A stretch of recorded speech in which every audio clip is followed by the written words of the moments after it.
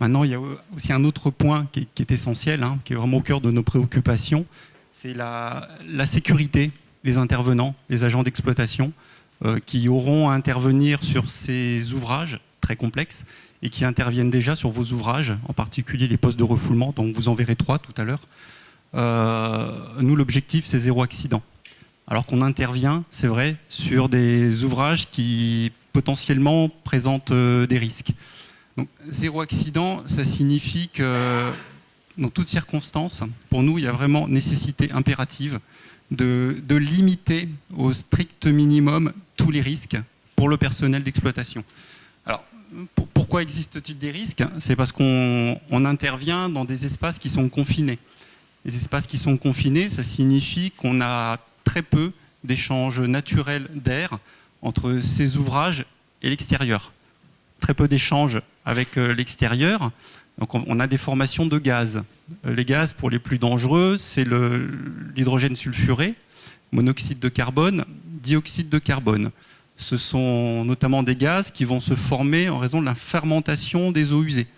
Puisque les eaux usées circulent, mais on a quand même des temps de séjour importants. Elles sont à l'intérieur de canalisations, depuis l'usager qui rejette dans le réseau d'assainissement jusqu'aux différents ouvrages. Donc on a une fermentation qui va se faire naturellement. Et les gaz qui vont se former sont dangereux, peuvent être mortels, hein, et ils sont dangereux parce qu'ils sont incolores, inodores. Donc voilà, pour l'agent, pas de moyen de détection simple. C'est pour ça qu'on va mettre en place des dispositifs particuliers. Les agents sont aussi amenés à utiliser des réactifs. Le chlorure ferrique, par exemple, qui là aussi sont des réactifs, ils vont manipuler des réactifs dangereux. Là aussi, il y a aussi des précautions particulières à prendre. Et on peut avoir des risques de chute, hein. Donc il faut vraiment se protéger contre tous ces risques de chute. Il faut que tout soit sécurisé. En concertation avec le syndicat, durant l'année 2007, on a mené un travail de fond sur la mise en sécurité des ouvrages existants, de manière à faire des aménagements pour protéger le personnel qui sera amené à intervenir de manière récurrente sur la totalité de ces ouvrages. Alors, ce travail, il a débouché sur un programme de travaux qu'on a engagé avec la validation du syndicat, qu'on a engagé sur les 3 dernières années, 2008, 2009, 2010. Alors cette fois-ci, là, on illustre le problème de la fermentation du gaz, du sulfure d'hydrogène. Donc ce qu'on a fait sur les principaux postes dont on a la connaissance sur la présence de sulfure d'hydrogène par certaines périodes de l'année, surtout l'été, hein, nous avons équipé ces postes de relèvement de centrales d'acquisition de données qui mesurent le sulfure d'hydrogène en continu. Donc 24 heures sur 24, on va mesurer la concentration de sulfure d'hydrogène dans l'air au niveau du local d'exploitation des agents. Et à partir d'une certaine dose, une alarme part sur un gyrophare et permet d'alerter l'agent avant qu'il rentre dans le local, hein, qu'il y a un risque potentiel, il y a un danger lié au sulfure d'hydrogène, même si nos salariés ont également ce matériel identique à titre portatif sur eux, toujours. Hein. Donc ça permet de renforcer la sécurité lorsque nous intervenons. Autre risque qu'il y avait, mais là c'est plutôt pour protéger les habitants, parce qu'on s'est aperçu que sur certains bassins d'orage, ou certains postes de relèvement, mais surtout les bassins d'orage, on a retrouvé quelquefois des enfants se promenant dans les bassins d'orage. Donc on a renforcé ces clôtures, totalement renouvelées. On a refait des portails totalement différents pour illustrer justement le poste usine à gaz. Ici, il n'était pas du tout à l'origine équipé de portails.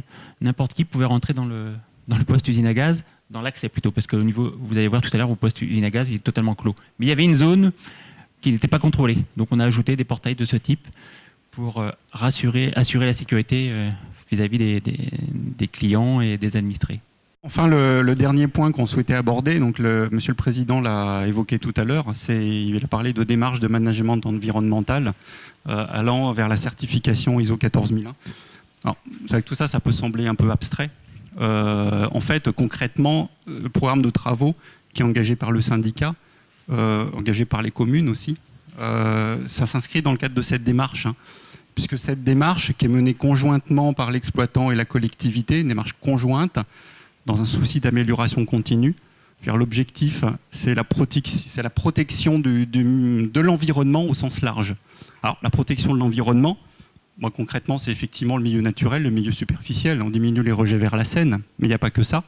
On minimise minimise également les nuisances. On a parlé des nuisances olfactives tout à l'heure, hein. Protection contre le bruit. Donc, tout ça, ça s'inscrit dans le cadre de cette démarche. Protection des usagers, on parle des clôtures par exemple. Protection également du personnel d'exploitation. Voilà. Donc on est vraiment, enfin le syndicat s'inscrit dans cette démarche, sachant que donc c'est une démarche qui sera suivie conjointement exploitant-syndicat avec un comité de pilotage.